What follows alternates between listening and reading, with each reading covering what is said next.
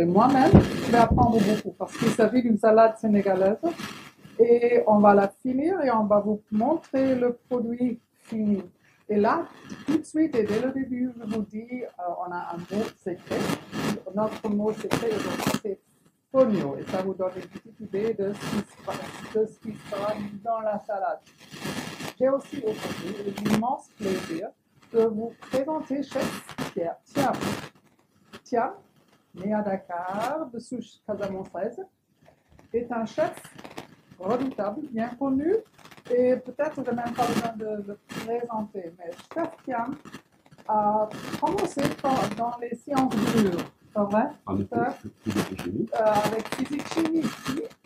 Il a changé de cap et il est resté avec la chimie, mais la chimie culinaire, un peu de ce qu'on va faire aujourd'hui. Chef, comment vous avez fait pour avoir deux restaurants bien connus à New York? On m'a dit que vous avez deux restaurants à l'époque à New York. Voilà, effectivement, j'ai commencé, en fait, c'était une trajectoire. Je suis arrivé dans la cuisine par un accident de parcours. Voilà, donc j'étais à New York en direction dans l'Ohio, vers l'Ohio, et je me suis retrouvé coincé à New York parce que j'ai perdu tout mon argent. Et je me suis retrouvé à trouver mon premier travail à New York, c'était un restaurant qui s'appelait Garvin. Et c'est là que j'ai découvert cet amour de la cuisine, en fait, parce que le chef qui était dans ce restaurant, Billy, c'était quelqu'un qui avait vraiment, qui était très attentif, il aimait former les jeunes. Il avait vu en moi quelqu'un qui aimait la cuisine. Et en fait, j'aimais la cuisine parce que je viens du Sénégal, vous savez, on aime bien manger. Et un garçon au Sénégal ne cuisine pas. À l'époque, on ne cuisinait pas, c'était une profession de femme. Et à la maison, c'était pas une cuisine. Et donc, moi, arrivé à New York, j'ai vu cette opportunité et je l'ai saisi. Et c'était une opportunité qui, 27 ans plus tard, je suis toujours dans la cuisine. Voilà. Et encore une fois à Dakar. Alors, bienvenue encore chez vous. Merci, bienvenue. Merci de m'accueillir dans votre belle cuisine. Je ne pas encore présenté, je m'appelle Martina Boussani. Je suis chargée d'affaires à l'ambassade des États-Unis. Et c'est Christian qui va m'apprendre quelque chose. Alors, vous allez m'apprendre quoi?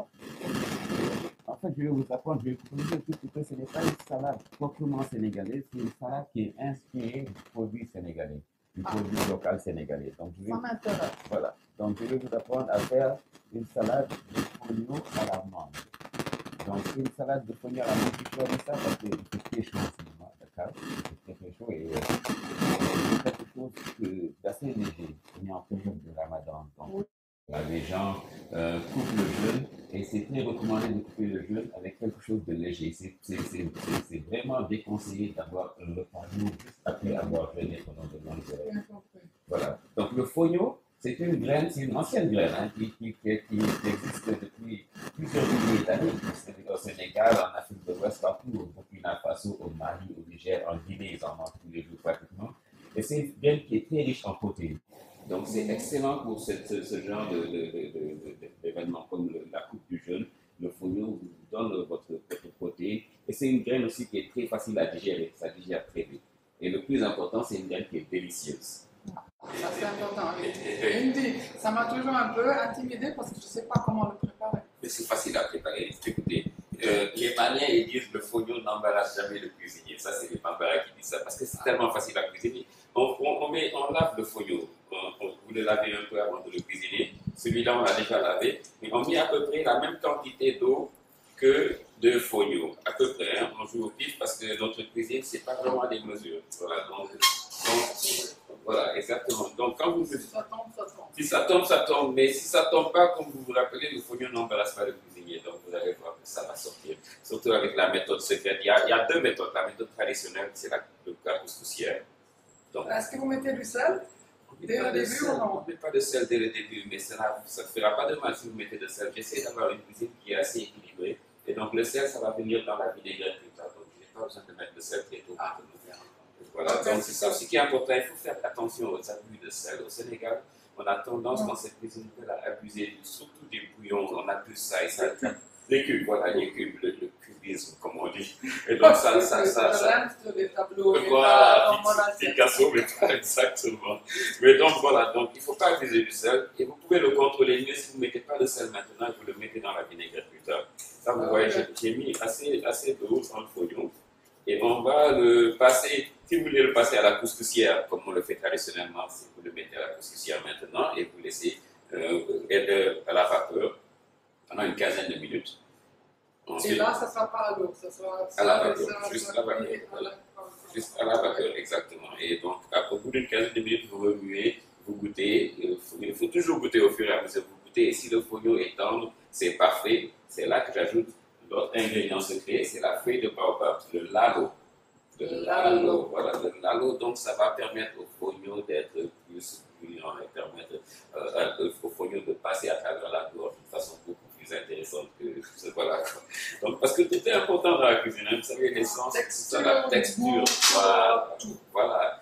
Et en parlant de texture, vous allez voir dans la salade, il y aura des concombres, il y aura des oignons, il y aura du citron, il y aura de la tomate, il y aura des herbes fraîches, on va vous les mettre tout à l'heure, la menthe, le persil, le céleri, et en plus, j'ai ajouté des noix de cajou. Les noix de cajou, je vais les faire sauter au miel. Je vais les faire sauter au miel du pays, ajouter du poivre. Ah, et donc, absolument. Il y a le Casamance à la maison. Ah, lequel? Parce qu'il y en a beaucoup de miel de Casamance. Est-ce que ça, c'est du Oui, il y a, je ne sais pas si je crois que c'est des ruches potiers, je ne sais pas. Forestière, oui, les ruches forestières qui avaient même un goût d'assiette de citron, d'orange et tout ça, il est très bon. Mais il y a, moi, je préfère le miel des palétuviers. Il y a des Casamance. La salou. Ouais, non, même en Casamance. Il y a la mango en Casamance, oui. Et donc ce miel-là, chez nous, on dit que c'est le meilleur miel au monde. Et il est clair, il faut l'essayer. Donc ça, c'est parfait avec cette recette. Okay. Donc voilà, donc on met le fognon dans un bol en plastique. Parlons aussi de la méthode de micro-ondes. Là, on a parlé de la méthode classique. Voilà. Comment on fait là-dedans? Qui est là beaucoup plus facile dans la méthode micro-ondes.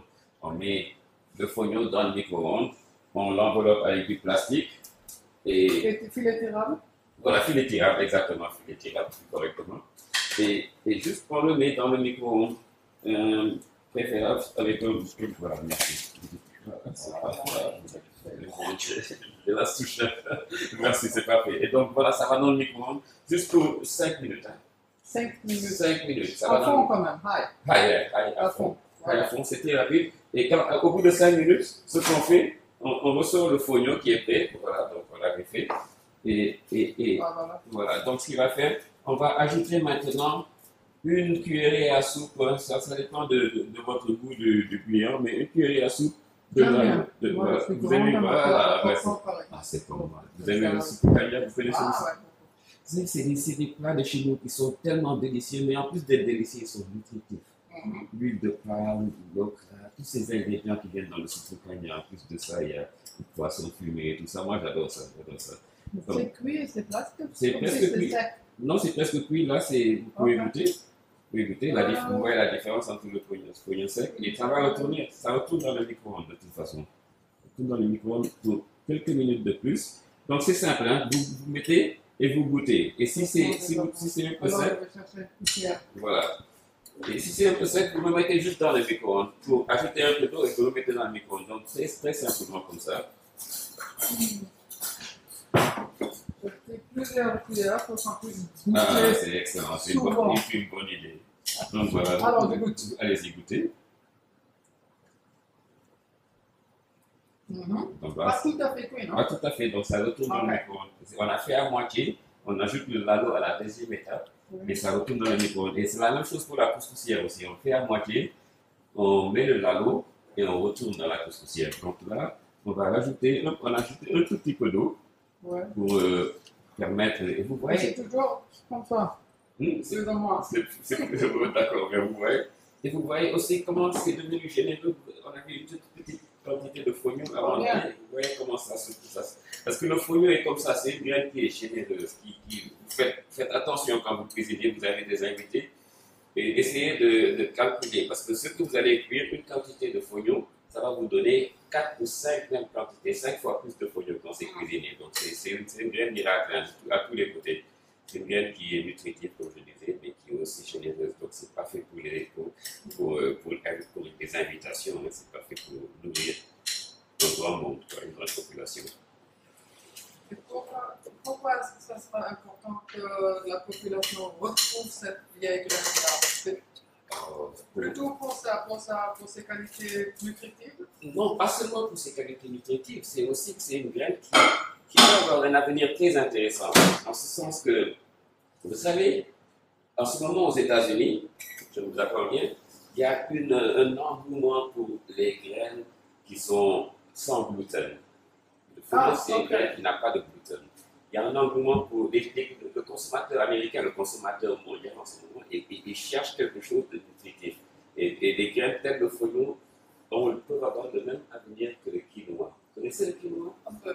Oui, et vous avez vu le pas le connaître. Exactement, c'est le hit grain. Donc le fenouil peut être le hit grain qui remplace de l'avenir et qui va changer carrément. Et ça pousse où dans ce pays? Ben, ça pousse, et coïncidemment, ça pousse dans les zones les plus défavorisées. Donc c'est pourquoi le succès du fenouil, exactement, va changer vraiment toute l'économie de ces régions-là. Et une autre chose aussi, vous savez que le fenouil, ça pousse en 2 ou 3 mois. Ça n'a pas besoin de... Ah donc vous avez plusieurs repas par an. 3 saisons, 4 saisons l'année, c'est irrigué. Et en plus de ça, ça n'a pas besoin de beaucoup d'eau. C'est comme on dit, c'est drought resistant. Pour la donc c'est vraiment parfait pour nos communautés qui sont défavorisées. Et donc moi, personnellement, je travaille avec une société qui s'appelle Copa dans le sud du Sénégal, vers Kédougou. C'est une femme qui est très brave, qui a commencé à explorer le fenouil et à le transformer. Et elle fait des miracles avec ça. Et ces gens-là, ils ont vraiment besoin de soutien. Quoi. Donc, avec elle, nous pensons pouvoir transformer le fenouil de façon beaucoup plus appropriée, afin qu'on puisse l'importer pour l'export. L'apparemment des États-Unis, est-ce que vous avez fait un fenouil dans vos restaurants? Oui, absolument. Et comment les Américains ont aimé? Ils adorent le fenouil, vous le goûtez, vous l'aimez, il n'y a pas de secret. Tout le monde, c'est une graine. Vous allez me dire ce que vous en pensez tout à l'heure, c'est une graine qui est très facile. Ce qui est d'intéressant avec le fenouil, c'est aussi très versatile. Donc, le fenouil, vous pouvez faire. Allez-y. J'ai une question pour vous. Oui. C'est Anne-Catherine Senghor. Oui. Comment combiner le bouilli, le nebedaï et le niébé pour faire un super aliment appétissant? Écoutez, c'est aussi une excellente question. Bouilli, nebedaï et niébé. Voilà, 3 ingrédients bien de chez nous. Le bouilli, c'est le baobab. C'est aussi considéré comme un superfood aussi. Le bouilli, ce que je ferai moi avec ça, parce qu'on reste dans le cadre de la salade, on peut faire. Donc la question de Anne-Catherine Senghor, elle est très intéressante. Allez-y. La question était comment combiner le bouilli, le nebedaï et le niébé pour faire un super aliment appétissant. Dites-moi déjà ce qui est niébé. Niébé. Parce que Catherine sait, moi non. C'est votre nom, oui. Madame Catherine, elle sait ce que c'est. Elle sait ce que vous ne savez pas. Oui, le niébé, c'est le haricot, comme on appelle ça aux États-Unis, le black eyed peas. Oui, voilà. Et savez-vous que c'est le niébé, c'est nous qui avons amené le niébé aux États-Unis. Dans le Nouveau Monde, c'est les esclaves africains de l'Afrique de l'Ouest qui ont amené le niébé. Le niébé, le gombo, le riz, beaucoup d'ingrédients sont arrivés aux États-Unis, en Amérique du Sud, dans toute l'Amérique en fait, mais surtout dans la région sud, à travers comment on appelle ça, le Middle Passage, on traduit ça ici, donc à travers l'esclavage. Et donc voilà, donc le niébé, c'est de la protéine dans le niébé. Et donc, Madame Senghor, c'est de quoi elle parle, c'est des haricots. C'est délicieux. Et le nebedaï, c'est la feuille miracle maintenant. D'ailleurs, c'est intéressant parce qu'elle mentionne ça, parce que j'ai amené du nebedaï que j'allais mettre dans la salade de fenouil aussi. Pour montrer qu'il y a différentes façons de cuisiner. On a la tradition de cuire le nebedaï pour faire la sauce feuille, mais on le cuit bien. Mais le nebedaï peut être mangé en salade.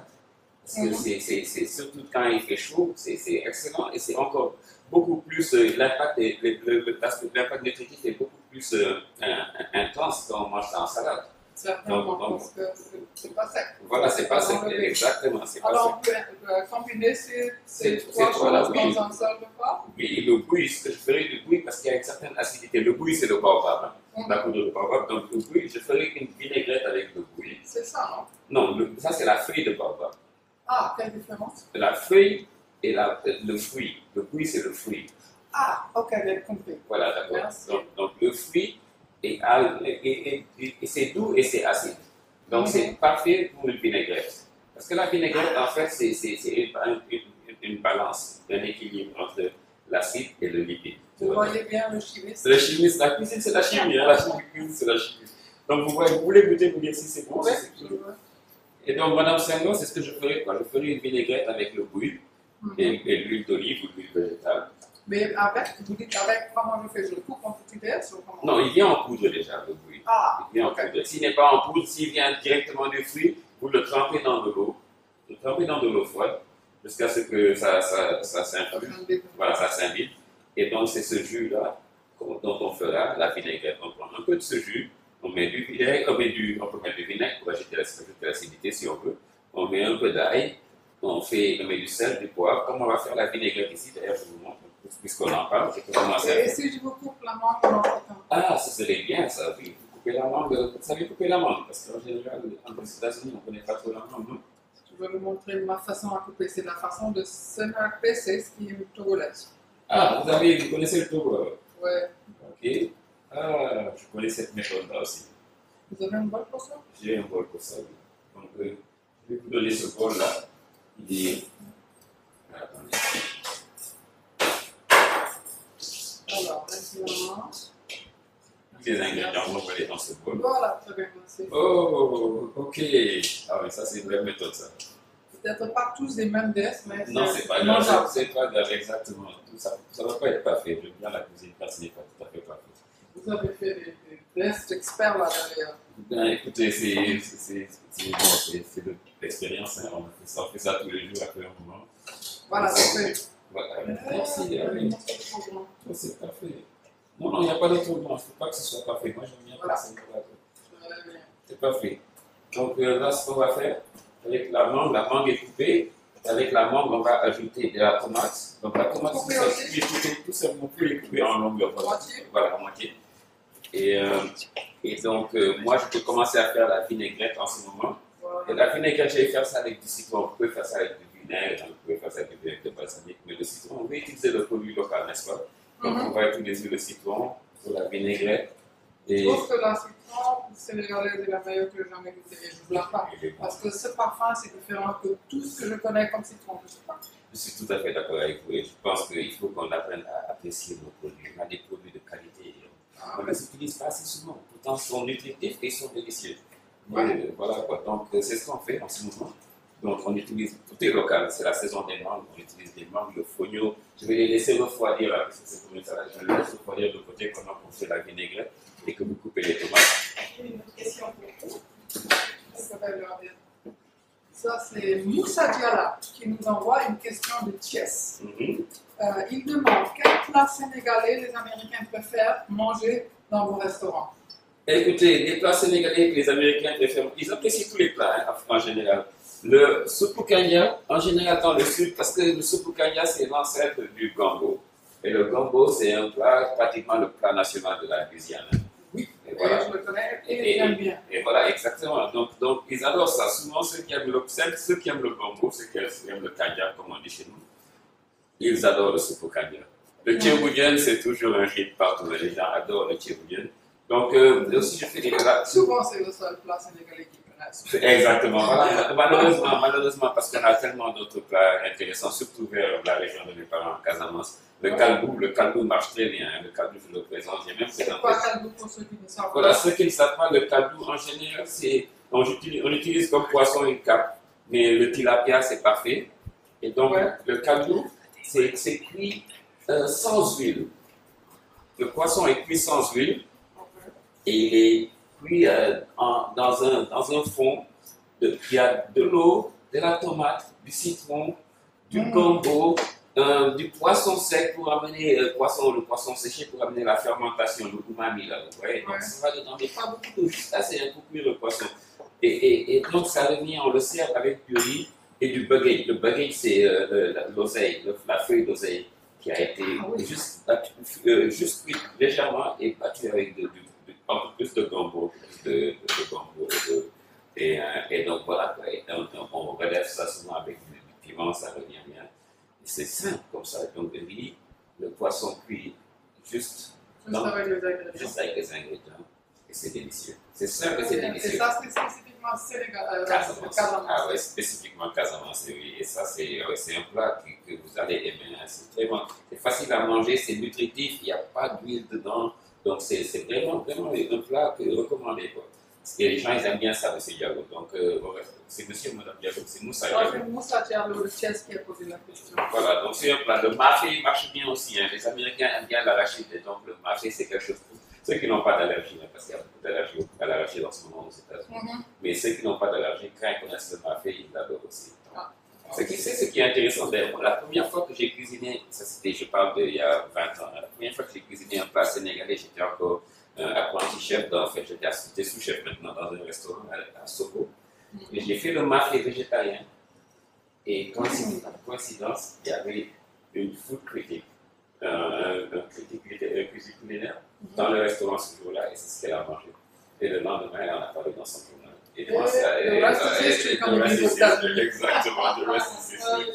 Dites-moi maintenant ce que c'est ça. D'abord, je dois dire à notre assistance ici que dans le cadre de ce programme d'aujourd'hui, nous demanderons des haut-parleurs Bluetooth. Nous donnerons des haut-parleurs Bluetooth d'ordinateur comme cadeau. Restez avec nous jusqu'au bout pour savoir comment les gagner. Ok, c'est un intéressant cadeau ça. Donc voilà, vous savez ce que j'ai fait, j'ai mis le citron, j'ai mis de l'ail, et j'ai mis du poivre et du sel. Donc je fais du poudre de poivre et de sel avant d'ajouter l'huile, parce que sinon l'huile ça ne va pas dissoudre facilement. Voilà, exactement. Exactement, voilà, exactement, c'est raison. Donc après j'ajoute l'huile, oh merci beaucoup. J'ajoute l'huile doucement, et quand vous faites la vinaigrette, il faut ajouter l'huile petit à petit. Parce que si vous ajoutez trop vite, vous allez casser votre vinaigrette. Vous voulez ajouter parce que vous voulez créer une émulsion. C'est ce qu'on appelle une émulsion. Quand l'huile et l'acide se marient. Donc, petit à petit, on ajoute l'huile. Bon, et après, plus tard, quand l'émulsion est créée, vous pouvez ajouter l'huile en plus grande quantité.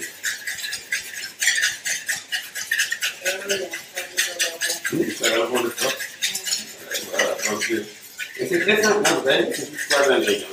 Et donc, voilà, l'huile, le vinaigre et l'ail. Et puis, bon, là, c'est vraiment le sel. Bon, si vous voulez, vous ajoutez d'autres choses aussi. Comme je dis à Mme Senghor tout à l'heure, c'est le faire à la vinaigrette avec le baobab, le fruit de baobab. C'est vraiment votre cuisine et il faut être créatif et s'éclater, s'amuser dans la cuisine. C'est important aussi. Donc, vous voyez, donc, voilà, la vinaigrette est faite. Donc, voilà, juste. On va aussi comme le fond de travail par le Pardon, vous dites? La salade aussi, ne travaille pas de Voilà, la salade ne travaille pas de oui, on le fait à notre goût et on le fait à l'avance aussi. Merci. Vous voyez, c'est très simple. Et on le fait à l'avance.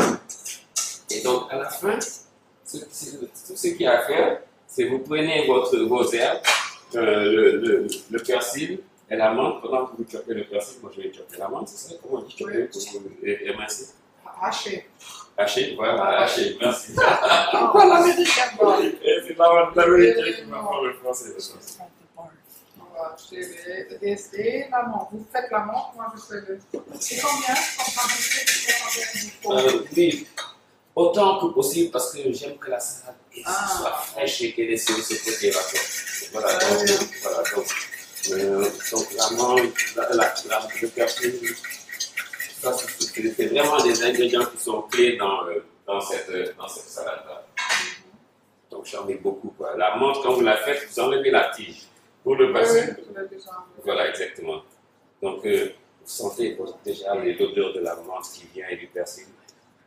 Voilà, c'est vraiment quelque chose qui peut se faire à l'avance. Vous pouvez le faire à l'avance, même avant tous les ingrédients préparés, avant de commencer le ramadan. Donc, vous n'avez pas à vous casser, à vous fatiguer. Voilà, exactement. Et plus tard, quand vous êtes prêt, vous ajoutez la vinaigrette. Vous n'ajoutez pas la vinaigrette trop tôt. Ajoutez ça au moins une trentaine de minutes avant que vos invités deviennent, ou bien avant la fin du ramadan. Voilà, parce que les feuilles vont perdre la couleur. Parce que la vinaigrette, n'oubliez pas, ça a de l'acidité. Encore, on parle de chimie. Donc, les feuilles sont vertes. Et vous voulez que la couleur verte reste. Parce que c'est important. La couleur verte, malheureusement, l'acide va prendre la chlorophylle de cette couleur-là. Donc, il va tuer la chlorophylle et ça va devenir gris et ça ne va pas devenir aussi beau. Donc c'est pourquoi on met la vinaigrette plus tard. Vous pouvez mettre la vinaigrette et attendre les feuilles. Garder les herbes plus tard. Les herbes, vous pouvez les mettre beaucoup plus tard, juste avant de servir. Donc comme ça c'est fait. On a fait un seul. Un seul couteau. Oh, Couteau d'accord. à chef. Donc, Je vais vous expliquer, je vous le montre. D'accord. Bien, je vous donne la note. Pendant ce temps, Ça veut dire aussi. c'est un beau parfum. Et la menthe sénégalaise aussi, hein, le nana là, il est vraiment délicieux. Quoi.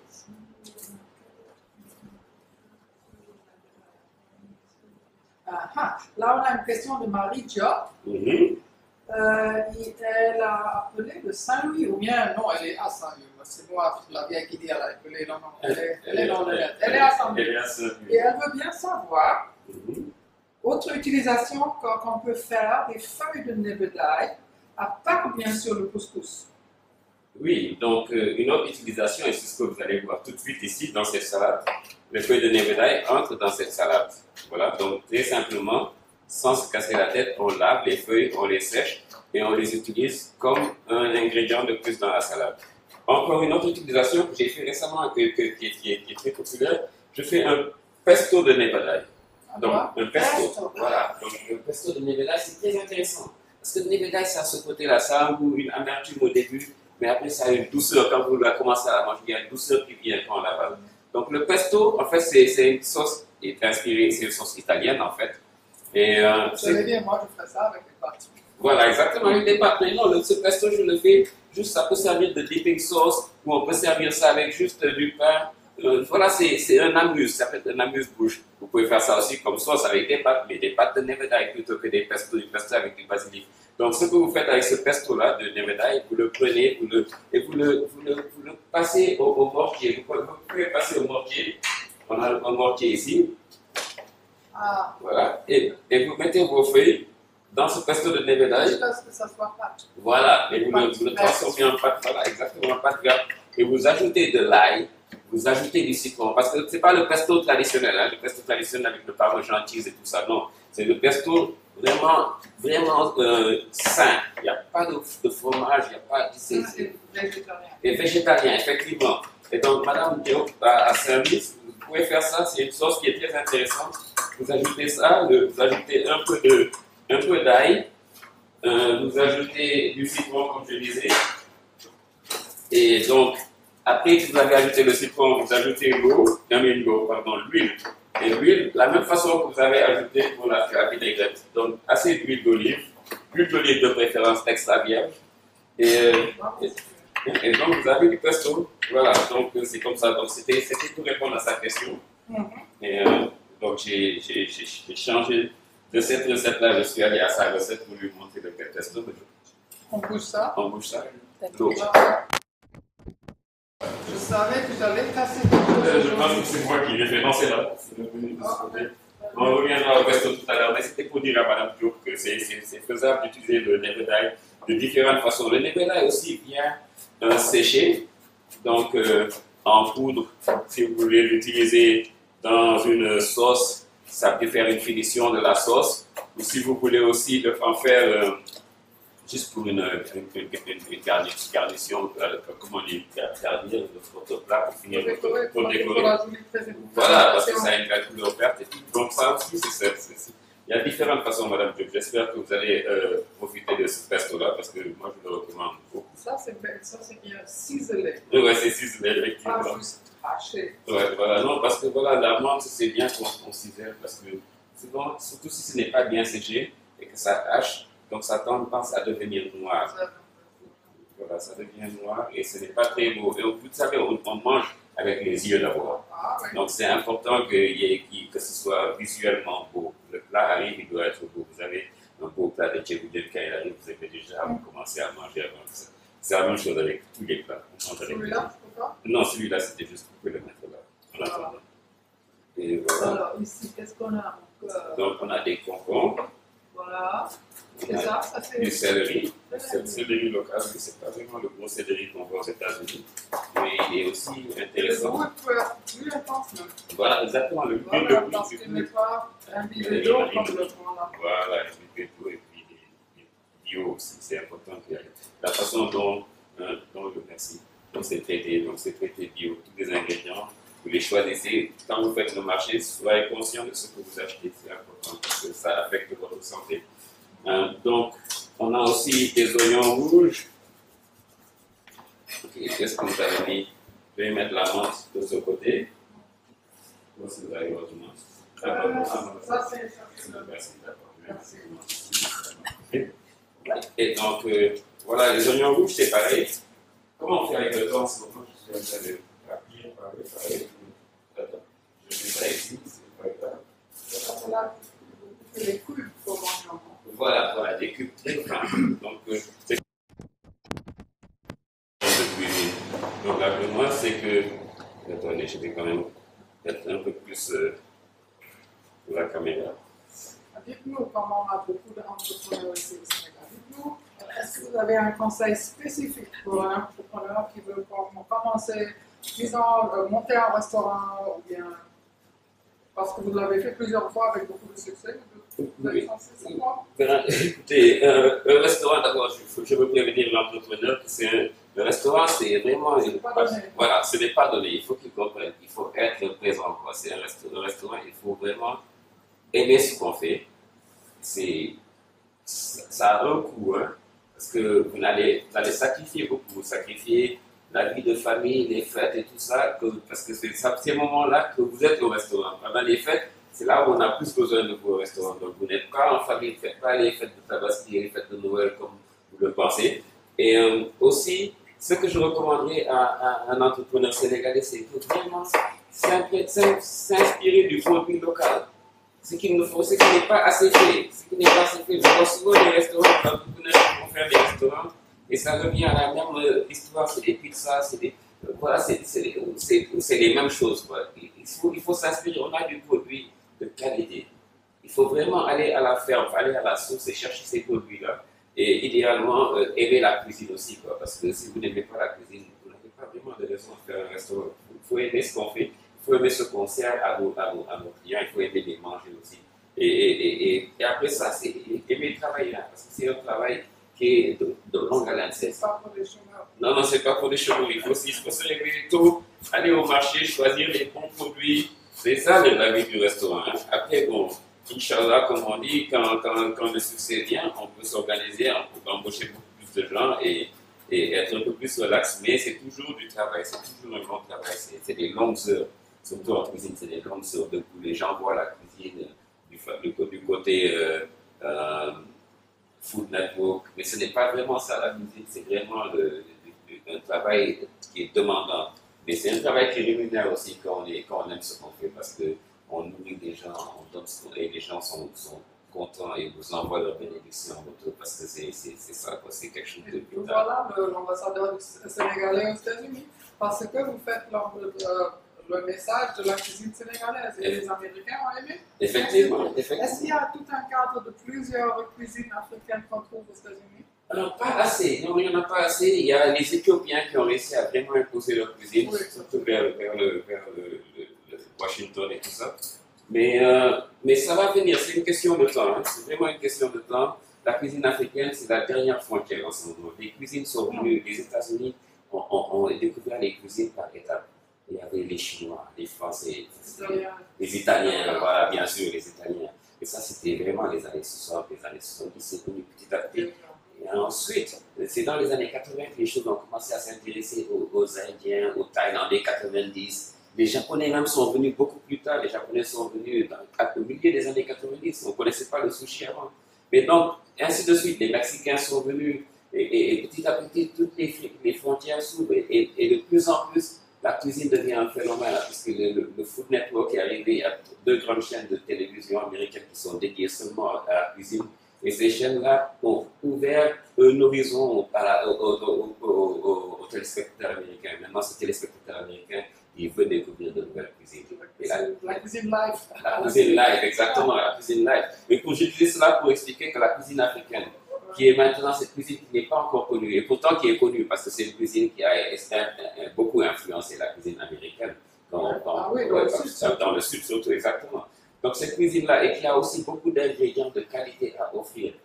Donc ce client, ce consommateur américain est prêt à le découvrir, et à la découvrir. C'est une cuisine qui va vraiment, parce qu'il y a tellement, juste le Sénégal, on parle du Sénégal, c'est un petit pays, on a cette cuisine qui est déjà plus facile. Mais imaginez quand ces autres cuisines vont arriver, du Nigeria, du Zimbabwe, bon, je parle de, j'en passe, quoi. Donc chacun de ces pays a une cuisine, a une culture à ajouter, voilà, et donc ça, ce sera à des chefs de ces pays-là, ou même des chefs d'ailleurs, à utiliser ces ingrédients et à s'inspirer de leur tradition pour créer quelque chose qui sera pour le consommateur moderne. Parce que c'est une cuisine qui doit évoluer aussi. La cuisine, c'est quelque chose qui évolue constamment. Voilà, donc, parce que comme je vous disais, ça, c'est une recette que vous ne verrez pas dans la tradition sénégalaise. Pourtant, c'est une recette qu'on a utilisée, c'est des ingrédients. Tout à fait sénégalais. Parlez-moi de ça, c'est quoi ça? Et donc, ça, c'est vraiment pas sénégalais, ça, c'est Aoussa. Encore, pour vous dire que la cuisine travaille, voyage, ça, c'est une épice Aoussa, je m'apprête à l'utiliser comme ça. Ils appellent ça cancan.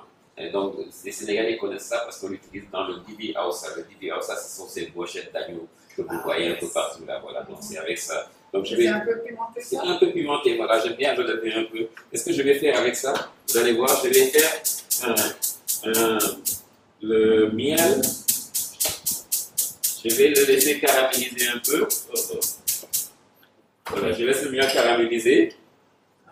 Et donc, et le miel local, hein, sinon vous pouvez prendre du miel de Casamance de préférence, mais sinon le miel, tout miel marcherait. Hein. Et donc je mets le miel, un tout petit peu, voilà, je pousse la poussière, je laisse le miel dorer, et dès que les bulles viennent dans le miel, je vais ajouter les noix de cajou. On a tellement de noix de cajou au Sénégal. Ah, mais c'est la saison. C'est la saison en plus, exactement. Il faut cuisiner en saison, hein, c'est ça le problème. Là, on a une question qui rentre dans ce sujet-là. Il y a Madame Yassine Faye de Dakar qui veut ça, qui nous dit les Sénégalais aiment les épices d'ailleurs, qui sont souvent pas bons pour la santé, comme vous l'avez déjà parlé des cubes, non? Elle dit quelles sont les différentes plantes aromatiques qui existent ici au Sénégal qu'on peut utiliser pour remplacer tout ce qui n'est pas bon. Par exemple, parce que pour le cube, qu'est-ce que vous mettez? Voilà, ben pour le cube, c'est dommage parce qu'on a quelque chose de fantastique et qu'on appelle chez nous le netetou. Netetou, voilà. Le netetou, c'est de la fermentation. C'est une. Vous avez parlé de poisson déjà. Voilà, le poisson déjà, exactement, parce que la fermentation, c'est excellent pour la santé aussi. C'est nutritif quand on l'utilise de façon vraiment avec modération, bien sûr.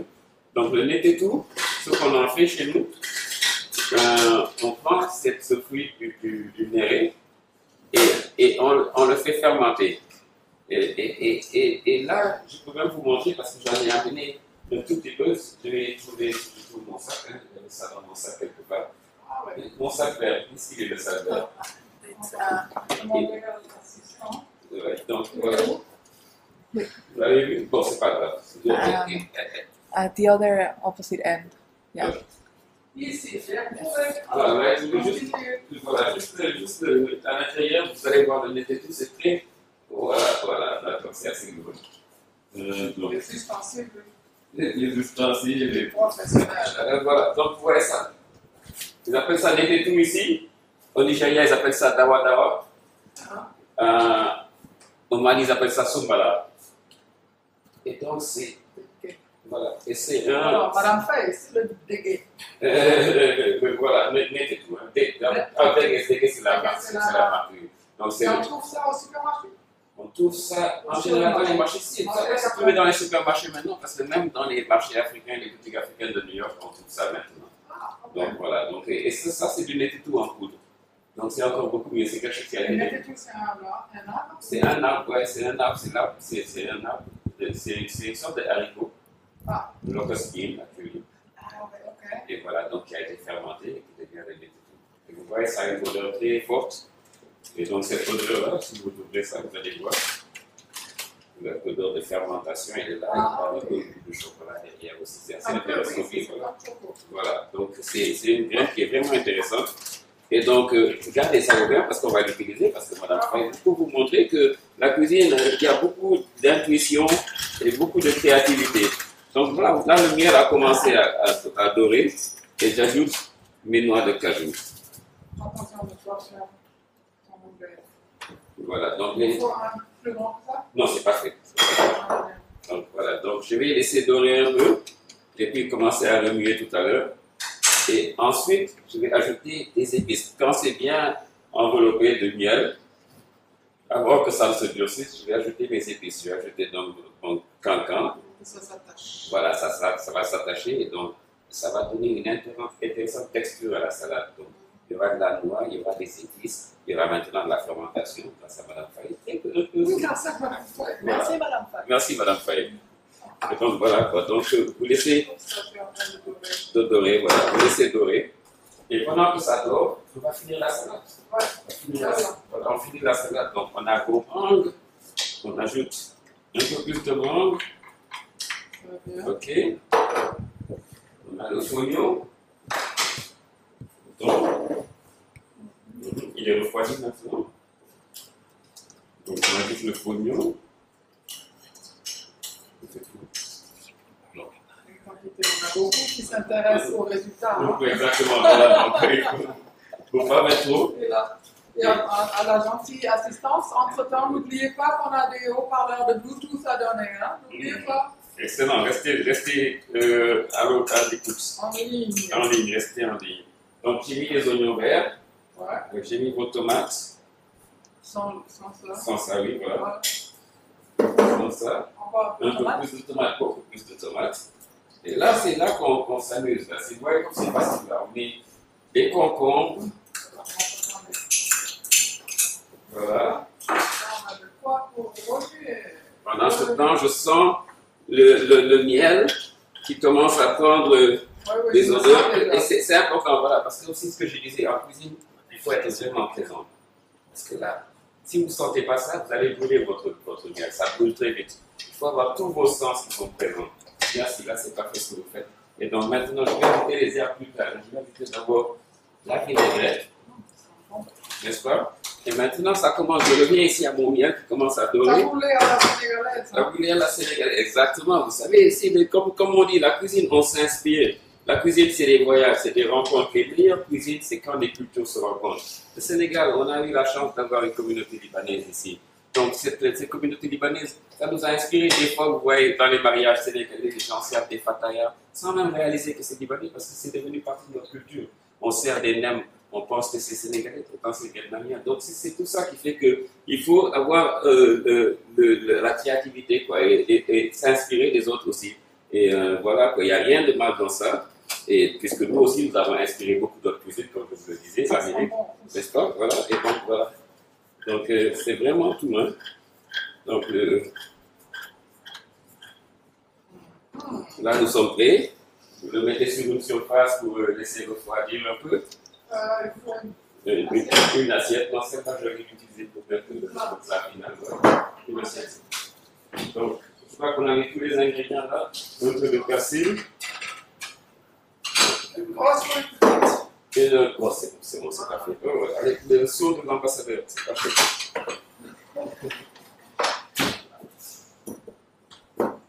Donc, attends, je vais juste ajouter un peu plus d'oignon ici. Voilà.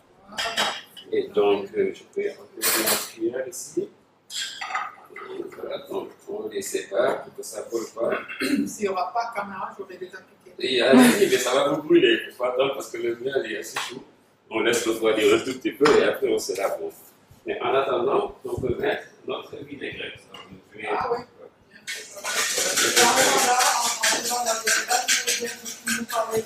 Oui, donc ça. De l'inspiration que vous mettez. Donc c'est deux livres, ce Lionel et c'est mon premier livre de cuisine que j'ai écrit en 2009. Et c'était un livre que j'ai voulu présenter, c'était vraiment un cadeau aux Américains. Donc je voulais leur présenter cette cuisine qui m'avait nourri quand j'étais au Sénégal. Donc c'était vraiment la cuisine de ma famille. Vous voyez plutôt d'inspiration des plats qui viennent de ma famille et des plats imaginés. Donc j'ai voyagé au Sénégal avec un photographe qui s'appelle Adam Bartos et nous avons fait Dakar jusqu'en Casamance, jusqu'au village de mes parents et rencontré les tantes et nous avons vu toutes ces cuisines-là et je les ai adaptées, les recettes sont adaptées. La feuille après, non? La feuille plus tard, oui. Oui, non, pas de problème. La feuille va venir plus tard, mais je mets la vinaigrette, continuez de faire ce que vous faites. Maintenant, je mets la vinaigrette. Et donc, voilà, donc Yolélé, c'est un peu cette histoire-là de la tradition. Qu'est-ce que ça veut dire, Yolélé? Yolélé, en fait, c'est un peu un hommage aux origines de mon père qui est du nord du Sénégal, originellement, mais bon, il a grandi en Cadence, Tiam, voilà, donc le Tiam, parce que nous sommes des tout couleurs d'origine. Et donc, Yolélé, c'est une expression que vous voyez dans beaucoup de pays d'Afrique, c'est une expression Fulani, c'est une expression de joie. Oui. Les Hausa, voilà, exactement. Voilà. Donc, c'est une expression de joie, c'est une expression de célébration. On a mis tout le pognon? Non, on n'a pas mis tout le pognon parce qu'on veut goûter. Alors, on va goûter, voilà. Ça, c'est déjà très. C'est très financier que vous le. Mais c'est vrai. Mais c'est une graine qui demande aussi beaucoup de jus. Vous avez raison, on peut ajouter. Voilà, exactement. Il faut. Un peu? Allez, allez. Dites-moi combien. Et donc, voilà, la moitié déjà pour commencer. On n'est pas timide dans la cuisine de notre chef. Non, la cuisine, il ne faut pas être timide. Allez-y, bon, on y va, on finit tout. On finit. Voilà. Donc, qu'est-ce que je disais donc je disais, ce premier livre, c'était ça, mais mon deuxième livre, c'est vraiment un voyage culinaire à travers le Sénégal. Sénégal, c'est ce livre qui est vraiment, j'en suis tellement fier parce que, en l'écrivant, ça m'a permis de découvrir mon pays. Ça m'a permis de voir, de présenter une culture. Au-delà des recettes, c'est la culture du Sénégal, la tradition culinaire, comment le mot teranga, c'était ça, la teranga, comment on partage tout au Sénégal. Quand vous venez dans une maison sénégalaise, on vous invite à manger. Donc cette tradition-là a été expliquée d'une façon un peu plus détaillée, un peu plus délicieuse dans le livre. Comment on mange autour du bol, pourquoi cette tradition de manger autour du bol. On ne réalise pas qu'il y a des leçons qui s'apprennent en mangeant autour du bol. J'ai appris en regardant, j'ai appris que c'est le petit truc devant toi où tu manges, pas partout. Pas partout. On ne pique pas chez le voisin. Et qu'est-ce que tu apprends par ça? Tu apprends à te contenter de ta part. Voilà. C'est une leçon de la vie, tu vois, tu n'es pas... C'est vrai. Exactement, et donc c'est quelque chose qu'on apprend dès qu'on est jeune aux enfants, les enfants ils apprennent à manger devant eux, d'ailleurs, et donc c'est encore une des leçons, il y a d'autres leçons. Quand tu manges, tu dois finir ce que tu as dans la bouche avant de remettre ta main dans le bol. Donc il faut apprendre à être patient aussi, il y a cette patience-là que tu apprends à travers nous. Donc voilà, maintenant, verre. On va mettre le verre maintenant, parce qu'on va manger maintenant, le verre. Voilà, la menthe. Pour que les yeux aient pas aussi. Voilà, les yeux repartent, un peu plus de persil encore. Voilà. Et on finit avec le nerf d'ail. Vous avez parlé de moringa, moi je suis la dernière rencontre à l'ambassade. Et puis je suis vite couru au marché pour acheter moringa, personne ne savait ce que c'est. Ah oui, oui, ici on dit nerf d'ail. Never Never die parce que c'est vraiment l'herbe miracle, la feuille miracle. Et vous seriez étonné hein, parce qu'au Sénégal, on croit vraiment à, comme on dit, Hippocrate. C'est Hippocrate qui dit laissez votre nourriture être votre médecine et votre médecine être votre nourriture. Et c'est le père de la médecine qui dit ça. Au Sénégal, c'est comme ça. Notre nourriture, c'est notre médecine. On mange vraiment, enfin, traditionnellement, je veux dire, hein, parce que maintenant, avec les adultes, c'est plus pareil. Et quand on retournera à nos traditions culinaires, la cuisine, ce sera vraiment notre médecine. Et beaucoup de plats qu'on mange, beaucoup de maladies qu'on a en ce moment, c'est des maladies qui sont importées parce qu'on mange mal. Quand on mange mal, on devient malade. Et donc, l'abus d'huile, l'abus de sel, l'abus de cubes, ça, oui, l'abus de cubes, ça amène ça, ça amène. Voilà, le cholestérol, les tensions. Tension, c'est dû à l'abus de sel et l'abus de sucre aussi. Parce que le sucre. Ah, on n'a pas mis sel, non? On n'a pas mis de sel, on a mis du sel dans la vinaigrette. Pardon, j'ai fait la vinaigrette. J'ai mis du sel dans la vinaigrette. Mais après, vous pouvez ajuster. Vous goûtez et vous ajustez. C'est plus facile d'ajouter du sel que d'en diminuer. C'est impossible d'en diminuer quand c'est déjà mis. Bien. C'est Alia Gounien. Alice Junior. Alioune Junior. Alioune Junior de Thiès qui nous pose une question. Oui.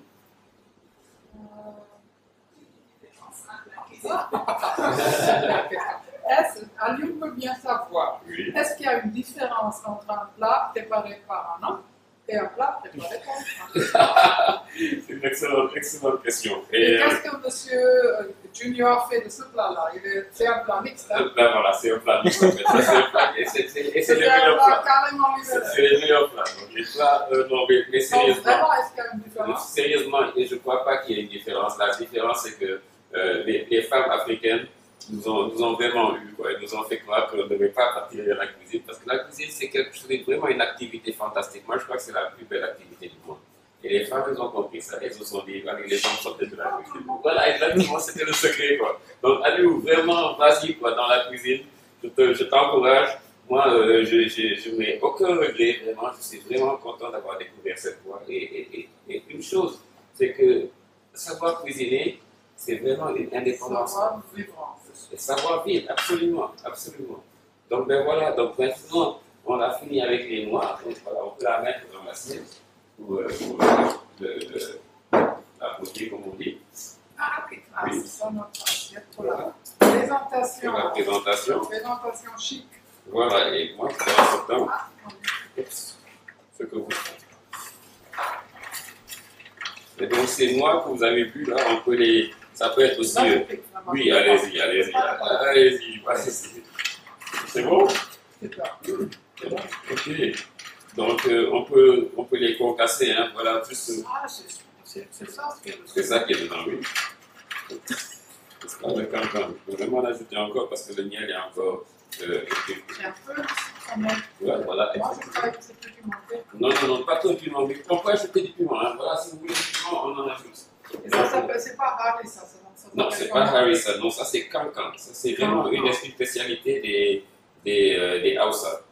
Et vu que les Hausa, ils voyagent, c'est un peu des nomades comme les Fulani. Donc ils ont amené ça au Sénégal et nous sommes devenus voilà, quoi, des amateurs de Billy Hausa, comme on dit chez nous. Et donc j'ai ajouté un peu de piment pour voilà, le steak. Et donc vous en mettez un peu dedans, dans la salade.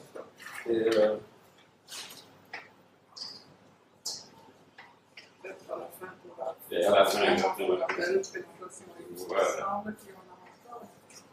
Ok, je vous prends ça pour vous permettre. Lemza Bachili nous demande si le chef Thiam sait préparer le calgon, le plat régional de la Casamance. Ah oui, j'en parlais juste tout à l'heure du calgon, mais c'est un plat, effectivement, j'adore le préparer, j'adore le manger. C'est le plat très simple dont je vous parlais, avec le tilapia qui est cuit sans huile, juste avec dans de l'eau et de la tomate et des oignons et du citron et du gombo. C'est très simple, c'est très délicieux. Oui, j'adore ça, oui. Monsieur Bachili, absolument, j'aime préparer ça. C'est un plat là. Et ma maman, c'est une sagna, hein, donc je fais un bon cadeau. Donc voilà, on en est autant qu'on peut. Moi, ce que je mangeais à midi. Hein. Vous allez manger à midi? Non, écoutez, vous allez encore vous manger. On va remanger. Voilà, on va couper le jeûne avec ça, on peut finir avec les noix, donc juste pour le. Bon, hein? N'est-ce pas? Et voilà quoi. Et donc voilà, on avait quelques feuilles de moringa à l'intérieur. Voilà. Et vous voilà, vous la faites vraiment déjà. Et hop, c'est parti. Et vous pouvez même prendre du moringa en poudre, hein, si vous voulez, pour décorer le bord de l'assiette. Et donc, oui, c'est la nouvelle cuisine. Voilà, si l'assiette était blanche, ça allait même encore sortir beaucoup mieux. Mais voilà, donc ce qui est important, c'est qu'on a fini avec. Je parie qu'on a donné de l'appétit à notre assistance. J'espère, hein, ils vont manger tout à l'heure. Ils sont derrière les caméras en train de savourer avec les yeux. Ah oui. Et donc, voilà, donc on a vraiment. On a mis ça, non? Oui, c'était dans la. C'est dans ça, vous vous rappelez? Ah, Donc on a mis ça et ça, le nez et tout, donc à la fermentation. On a mis le moringa, donc c'est cette herbe miracle qui est pleine de. Voilà, on montre voilà, le produit final, exactement, avec le sourire. Et c'est très simple. Et vous coupez votre jeûne vraiment de façon saine. Vous allez voir que vous allez manger et que vous allez digérer très vite. Vous n'allez pas vous sentir ballonné et trop lourd, parce que c'est ça le problème. Quand on mange un couple jeûne avec un repas qui est très lourd, c'est vraiment pas recommandé du tout. Et voilà, donc c'est quelque chose de ça. Sauf la vinaigrette. La vinaigrette, voilà, mais c'est tout, c'est vraiment une salade. Ici, on le fait comment gagner les Bluetooth. Alors, si vous voulez gagner les haut-parleurs Bluetooth, voici ce que vous devez faire. Étape numéro 1. Regardez la rediffusion de cette vidéo sur notre site web, sur notre page Facebook. Pour écouter le mot-clé. J'ai dit le mot-clé tout au début du programme. Alors, vous remontez, vous regardez dès le début et vous allez trouver le mot-clé. Étape numéro 2. Écoutez bien. Envoyez-nous le mot-clé en message privé sur cette page Facebook. Et la première personne qui nous enverra ce mot-clé gagnera les haut-parleurs.